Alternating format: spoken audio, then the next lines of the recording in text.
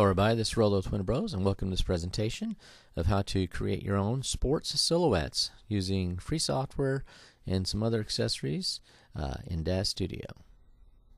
The products we used to create this presentation was the GIMP version 2.10, which is a free version that is very powerful art manipulation program similar to Photoshop. We also used the iCan Compete poses for the Brute 8 that we have created. They're part of our website. They're only $5 if you're interested in that. We use the Brute 8 figure from Daz 3D, which is a Genesis 8 Mel character. And we also use Daz Studio 4.10 from Daz 3D. The first thing you have to do is decide what you want your sports silhouette to look like.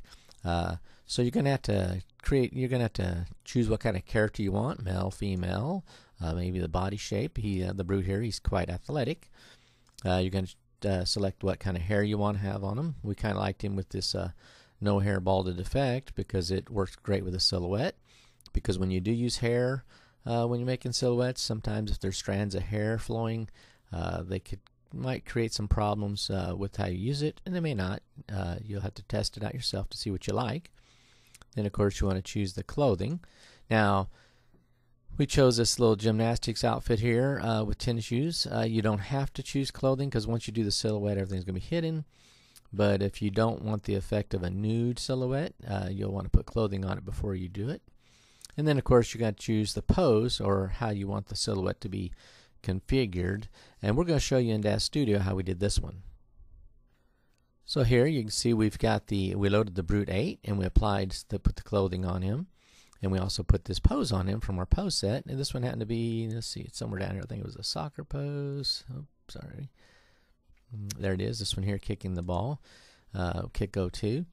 So, and then of course, if we already had this set up, this style, we like that. But you got to remember that when you do a silhouette, everything that encompasses this body is going to be blacked out. So when you're rotating it around, like when we originally loaded this pose, it looked like that. And we thought, well, you can't see the other arm very well because once it's blacked out, you would just see his hand sticking out the front here, and it would look kind of odd as a blackened in silhouette. So you'll have to take your character and you can put him any way you want. If you want a pose like that, where you can kind of, there's all kinds of ways to do it. Like I said, we use Daz Studio, and you can do it either way. You just got to remember, like here, for this arm on the right here that you see. It's not going to it's going to be all blackened in. All you'd see is the hand standing out here. So when you rotate, you'd have to rotate around and get a pose that you got to remember is all going to be blacked in for a silhouette, so that when you'll still see and be able to recognize the shapes. They just won't look like a misfigured character. Like if you want to do straight on, you can see here. You wouldn't be able to see his right foot in the back. It would just look like a stub there, and that'd be fine if that's what your intent was. But so you got to make sure that when you position him, that you get him just right for your silhouette.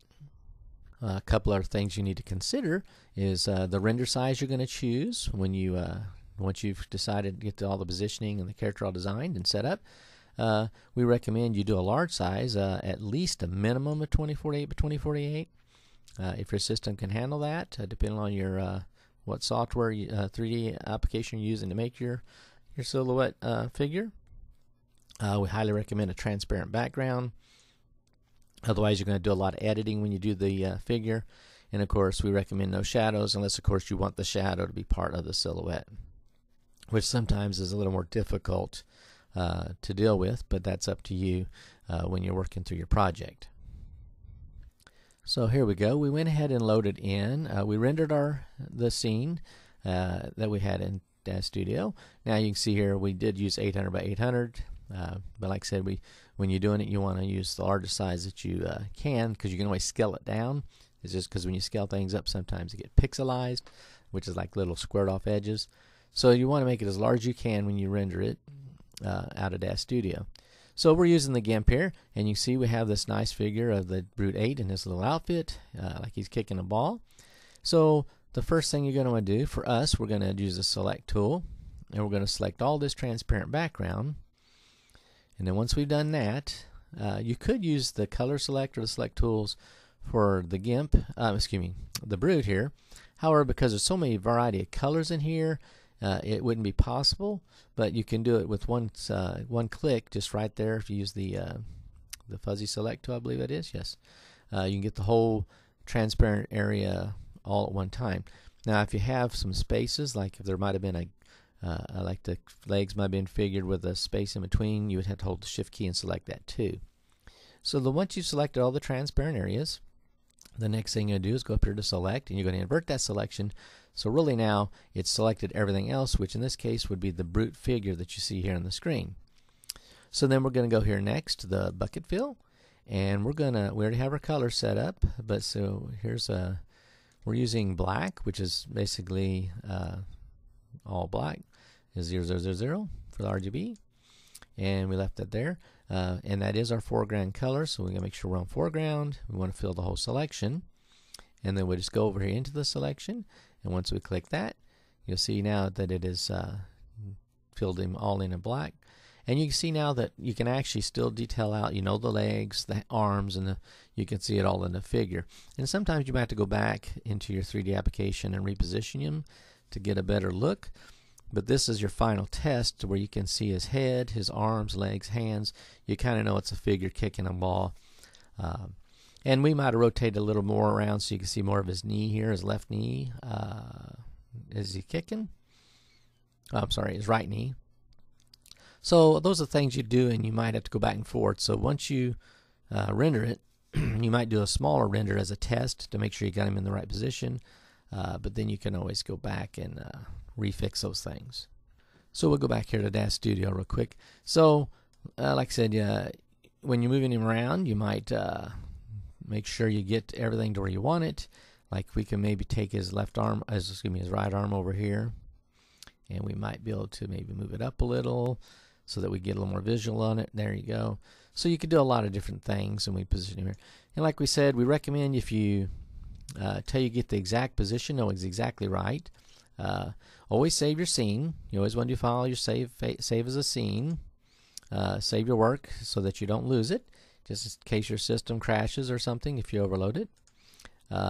And render it as the smallest size possible, just to start, so that you can, you could even go down here to even 256 by 256.